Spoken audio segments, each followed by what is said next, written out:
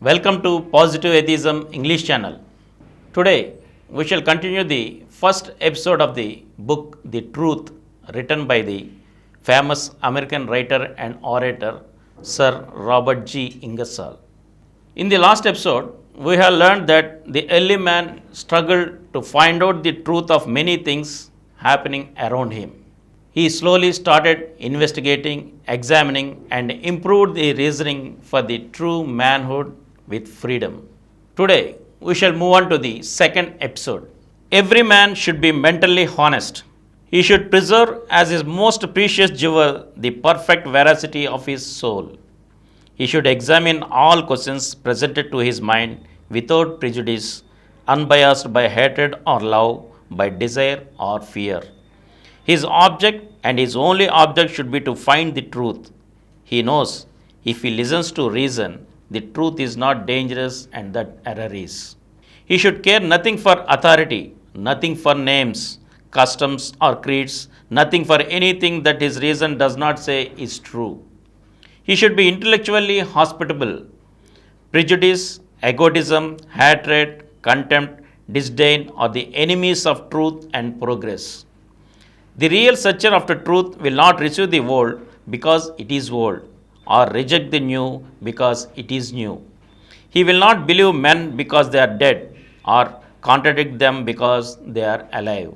The wise, the really honest and intelligent are not always swayed or governed by numbers or by majorities. They accept what they really believe to be true. They care nothing for the opinions of ancestors, nothing for creeds, assertions, and theories unless they satisfy the reason. In all directions, they seek for truth, and when found, accept it with joy, accept it in spite of preconceived opinions, in spite of prejudice and hatred. In every department of human endeavor, men are seeking for the truth or for the facts. The statesman reads the history of the world, gathers the statistics of all nations to an end that his country may avoid the mistakes of the past. The geologist penetrates the rocks in search of facts, climbs mountains, visits the extant craters, traverses islands and continents that he may know something of the history of the world. He wants the truth. The chemist, with crucible and retort, with countless experiments, is trying to find the qualities of substances to ravel what nature has woven. The great mechanics dwell in the realm of the real. They seek by natural means to conquer and use the forces of nature. They want the truth, the actual facts. The physicians, the surgeons, rely on observation, experiment, and reason. They become acquainted with the human body, with muscle, blood, and nerve, with the wonders of the brain. They want nothing but the truth only. And so it is with the students of every science. On every hand, they look for facts, and it is of the utmost importance that they give to the world the facts they find.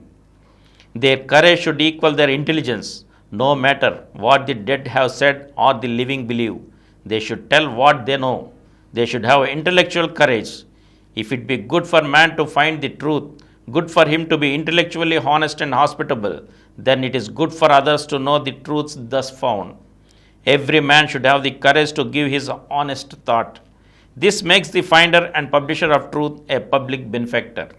Those who prevent or try to prevent the expression of honest thought are the foes of civilization and the enemies of truth.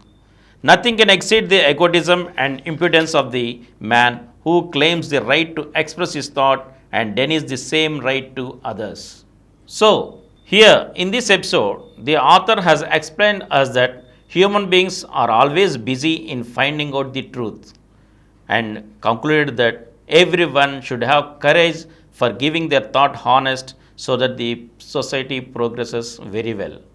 In the next episode, we shall continue the remaining part. Thank you.